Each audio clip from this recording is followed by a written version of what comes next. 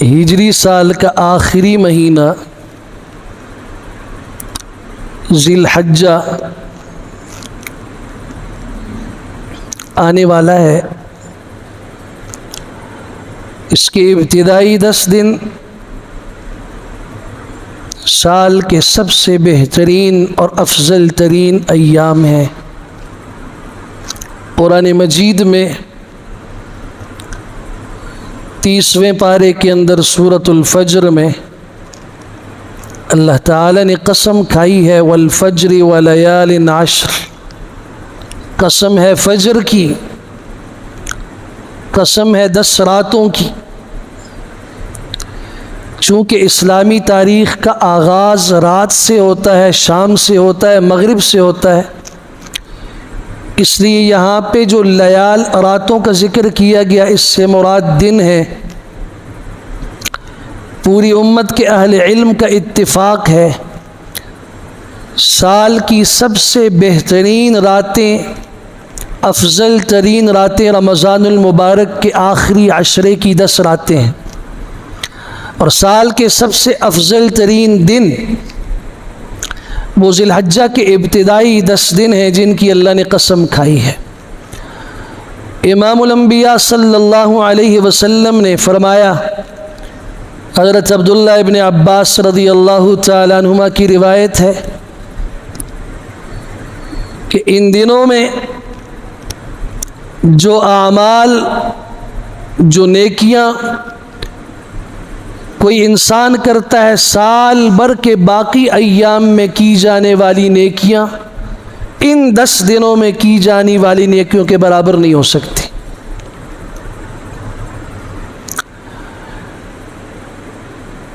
یہ جو ابتدائی 10 دن ہیں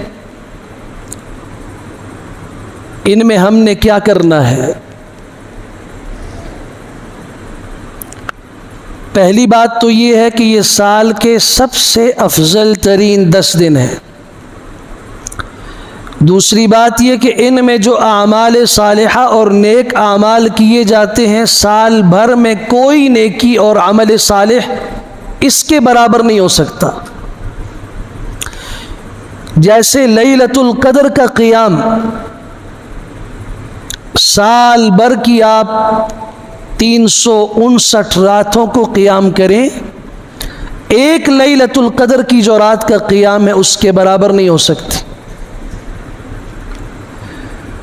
کچھ اعمال ہیں، کچھ نیکیاں ہیں جن کا تعلق وقت کے ساتھ ہوتا ہے، جن کا تعلق جگہ کے ساتھ ہوتا ہے۔ کچھ جگہیں ایسی ہیں جہاں نیک عمل کی قیمت کئی گنا بڑھ جاتی ہے، میں اس تفصیل میں نہیں جاتا، اشارہ کرتا ہوں۔ مسجد حرام میں ایک نماز ہے جو 1,00,000 نمازوں کے برابر ہے۔ مسجد نبوی میں ایک نماز ہے جو باقی مساجد میں اور باقی جگہیں پڑھی جانے والی نمازوں کے مقابلے میں 50,000 گنا افضل ہے۔ مسجد قباء ہے اور بیت المقدس ہے، یہاں 25,000 نمازوں ایک نماز کا اجر بڑھ جاتا ہے۔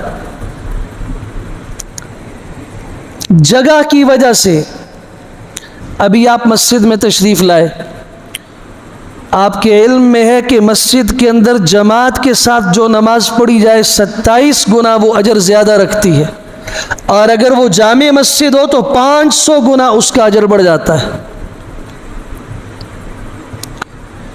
ایک صرف جماعت کی نماز، جماعت کی نماز اکیلے نماز کے مقابلے میں 27 گنا بڑھ کے ہے، پھر وہ جماعت کی نماز اگر جامع مسجد میں ہو تو وہاں 500 گنا اس کا اجر بڑھ جاتا ہے۔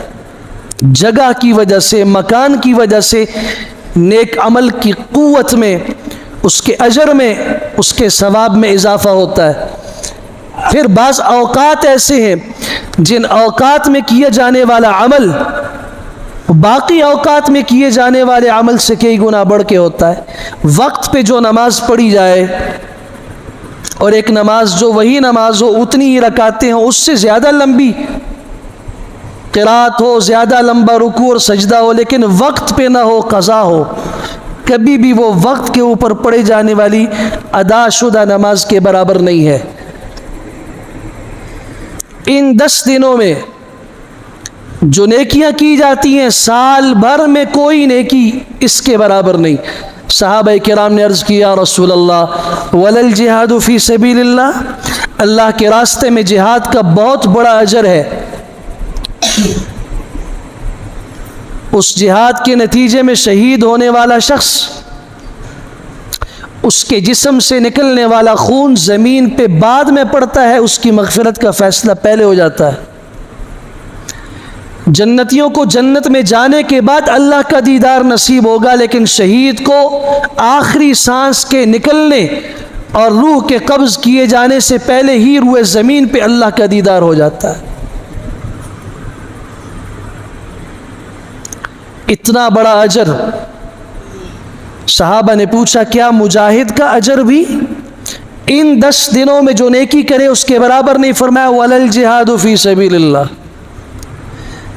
ایک شخص جہاد کرتا ہے اور ایک شخص ان 10 دنوں میں نیکی کرتا ہے، ان 10 دنوں میں کی جانے والی نیکیوں کا اجر باقی سال بھر کے تمام ایام میں کیے جانے والے اعمال سے بڑھ کے ہے۔ کیا کرنا چاہیے؟ رسول اللہ صلی اللہ علیہ وسلم نے فرمایا فَأَكْثِرُوا فِيهِ التَّكْبِيرَ وَالتَّهْلِيلَ وَالتَّحْمِيدَ، کثرت کے ساتھ اللہ اکبر پڑھو، لا الہ الا اللہ پڑھو، الحمدللہ پڑھو، سبحان اللہ پڑھو کثرت کے ساتھ۔ حضرت عبداللہ بن عمر، حضرت ابو ہریرہ رضی اللہ تعالیٰ عنہما کی روایات ہیں، جب یہ عشرہ شروع ہو جاتا تھا یہ بازاروں کے اندر بھی، گلیوں میں بھی، اور گھروں کو جاتے ہوئے اور مساجد کی طرف آتے ہوئے راستوں میں پڑھا کرتے تھے بلند آواز سے اللہ اکبر اللہ اکبر اللہ اکبر لا الہ الا اللہ اللہ اکبر وللہ الحمد۔ جب یہ عشرہ شروع ہو ہر مسلمان پورے عشرے میں وہ جو تکبیرات تشریق 5 دن ہیں، 9 ذی الحج کی فجر سے لے کے 13 کی عصر تک، وہ تو واجب ہیں، ان کے علاوہ مستحب ہے کہ جب ذی الحجہ کا چاند نکلے، ذی الحجہ کا مہینہ شروع ہو، مسلمان گھروں میں بھی راستوں میں بھی کثرت کے ساتھ اللہ کا ذکر کریں اور ذرا بلند آواز کے ساتھ کریں۔